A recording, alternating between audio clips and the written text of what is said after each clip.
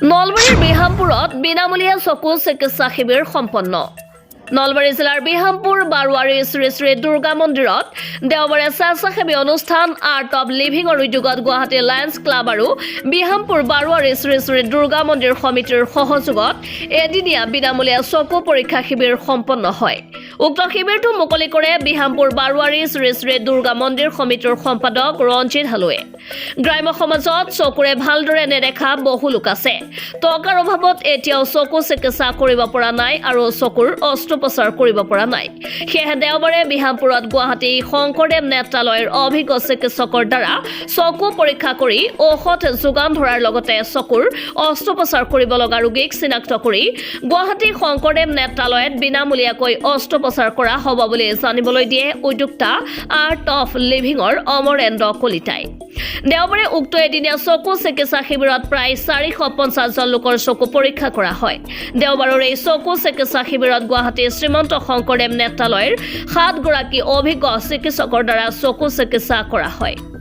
নমস্কাৰ, আজি বিশেষভাৱে আমি আৰ্ট অফ লিভিং ফাউণ্ডেশ্যন আৰু বিহামপুৰ বাৰোৱাৰী দুৰ্গা পূজা সমিতি লগতে লায়ন্স ক্লাব আনমোল গুৱাহাটী আৰু শ্ৰী শ্ৰী শংকৰদেৱ নেত্ৰালয়ৰ তৰফৰ পৰা আমি আজি বিহামপুৰ দুৰ্গা পূজা মন্দিৰত আমি বিনামূলীয়া চকু চিকিৎসা শিবিৰ এটা আয়োজন কৰিছোঁ আৰু এই চকু চিকিৎসা শিবিৰত ইয়াৰে বিশেষভাৱে গ্ৰাম্য অঞ্চলৰ প্ৰায় 400 মানুহ আমাৰ আজি এই শিবিৰত আহি যোগদান কৰিছে আৰু এই শিবিৰৰ পৰা যিখিনি মানুহৰ আমি কেটাৰেক্ট পোৱা হয় সেই মানুহখিনিক আমি বিনামূলীয়াকৈ চকু অস্ত্ৰোপচাৰ কৰাৰ এটা ব্যৱস্থা কৰা হৈছে আৰু আমি আগতেও আমি বহুবাৰ এই অনুষ্ঠান আয়োজন কৰিছিলোঁ, প্ৰায় 7 বাৰ হ'ল আৰু এতিয়াও আমি আমাৰ এই গোটেইখিনি সমিতিৰ সহযোগত আমি এইটো আয়োজন কৰিব লৈছোঁ।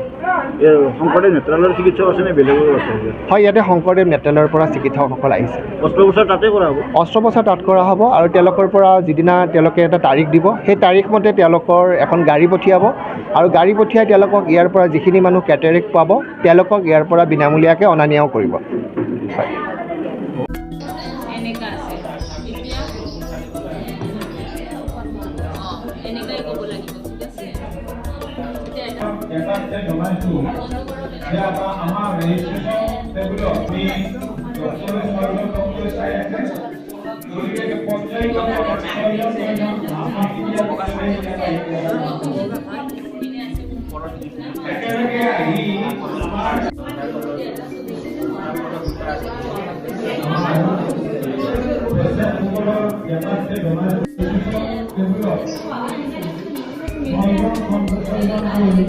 আমি ডক্টৰেৰ সৰ্জন ডক্টৰেৰ সায়েন্সে